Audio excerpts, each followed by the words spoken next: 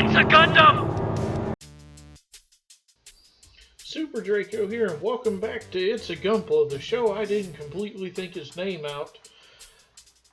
So we're continuing Xabungle. We're currently working on the right arm.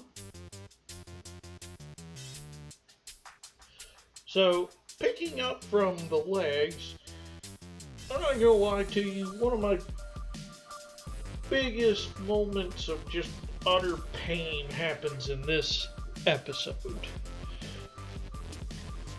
Now, this is an interesting thing. I've seen Gundam do this same building technique with high grades, but normally the poly caps don't just keep falling out of the thing every time you put them in. You know, I hate to keep I take that back. I don't hate, actually. I'm going to keep comparing this to Bandai because Bandai is the king of robot models, or action figure model kits. So, for the shoulder itself, I have no problem with the shoulder. The shoulders on this actually work pretty good and are reasonably sturdy. And I appreciate the fact that they even took the time to mold these pieces. Even if, again, they don't undergate them very well, but they took the time to mold these pieces so that there aren't even gaps on the shoulder.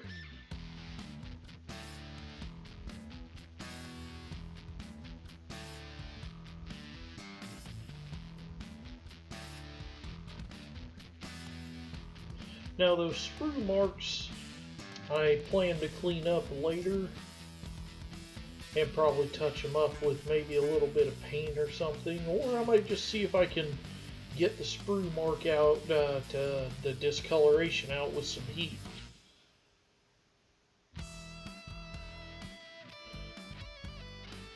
So, admittedly, very good part usage for the shoulder, and the design is actually fairly stable. Now, I believe I actually put glue on this eventually, but we'll talk about that later when it matters. So anyway, Xabungle. Xabungle was an interesting series. I'm not going to say it's groundbreaking or world-shattering, but it was interesting to see what Yoshiyuki Tomino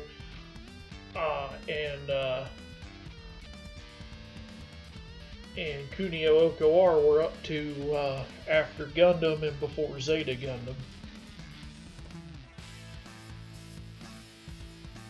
Because interestingly, Gundam actually didn't become a hit until after the series' original run, and I guess it was being rerun for syndication, or whatever the Japanese equivalent to that is.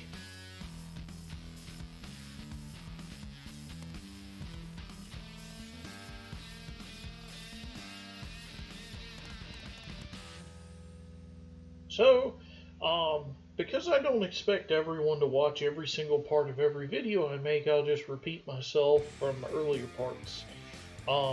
If anyone hasn't seen the legs or anything, because you never know. Sometimes the world is strange and I don't understand it. So, essentially, this build sucks.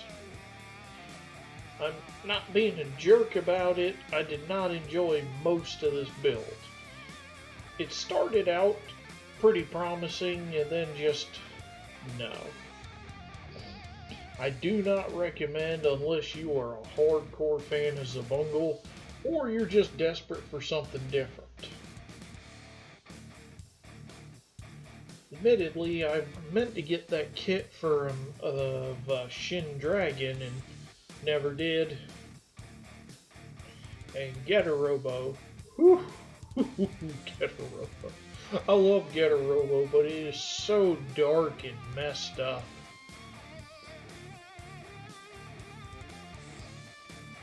and it was weird because my first exposure to it was at, I believe it was Starbirds, which was just Getter Robo G dubbed for America.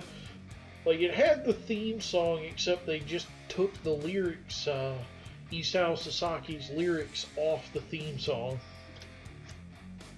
So imagine my shock playing Super Robot Wars Alpha Gaiden when Getter Dragon shows up, and then I hear the theme song from Starbirds.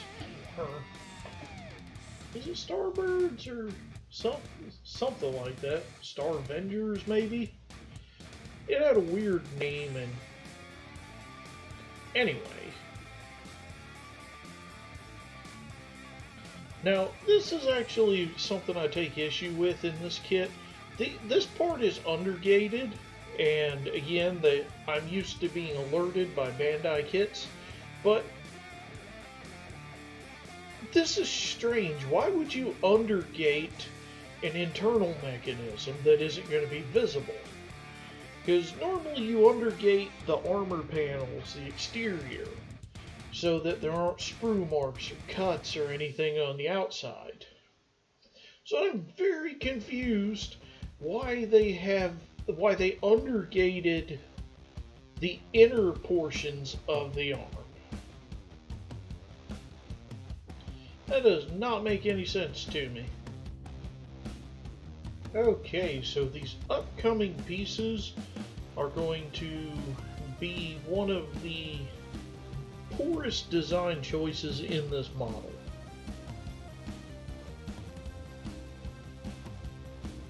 So the upper arm, which has to support the weight of the arm itself, plus any accessories, the bazooka or the rifle, is essentially held together with 4 pegs inside that white piece.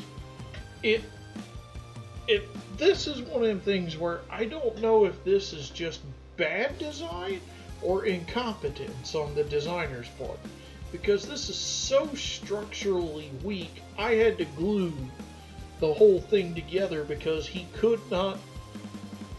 it literally could not hold the rifle without his arm popping apart.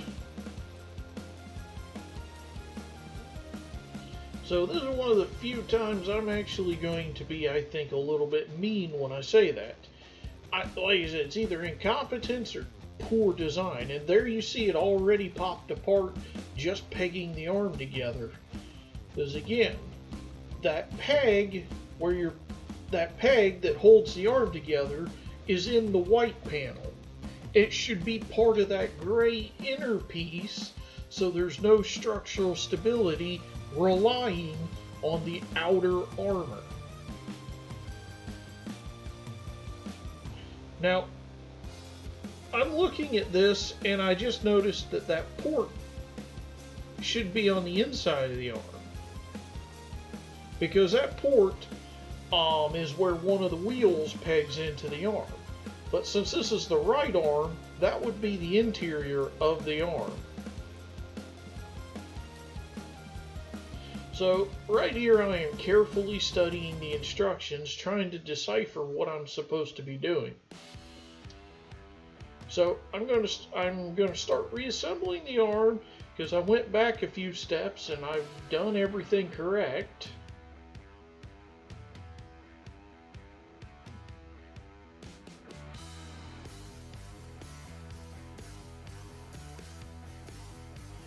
Get it reassembled, put everything back together, squeeze from the side so it won't pop apart again. And then I'm going to continue the build because I'm matching the instructions. Trust the process. Except now, there's a problem with the instructions. And that problem is basically going to make this build stop. And now a moment of anger with Super Draco 380. Seething with rage! Earlier I said there were errors in the instructions. And this is a major one. And now maybe tell me if I'm just stupid. It's entirely possible, but if we look at the instructions, you'll see that the arm is facing one way. It's facing the same way in the next picture, but then in the third picture, the piece is on the other side. So somebody tell me, am I just stupid? Or did they somehow misprint their instruction leaflet? I need to know, because this is just insane. Now, I know this is a trivial thing to get worked up over. Don't get me wrong, I'm never going to deny it.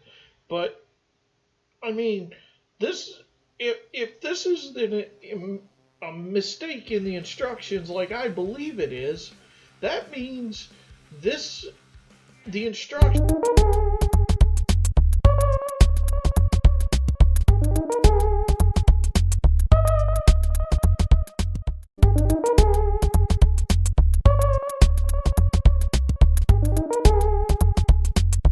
went through all the editors, I guess the test builders. I imagine somebody had to take one of these and put them together to make sure it worked.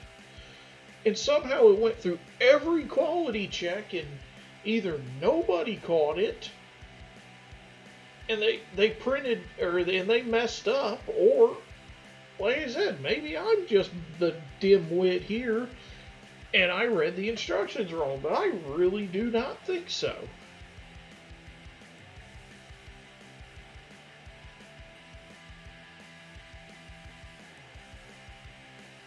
Okay, so now that I've rebuilt it with the panel on the correct position,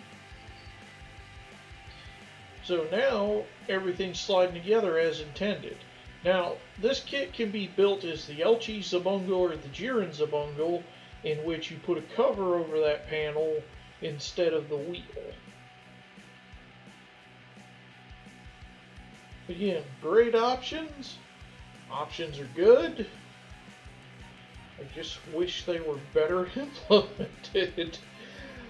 This is, I've got kind of a headache from just how frustrating that is that's messed up, or I'm just stupid. Either one.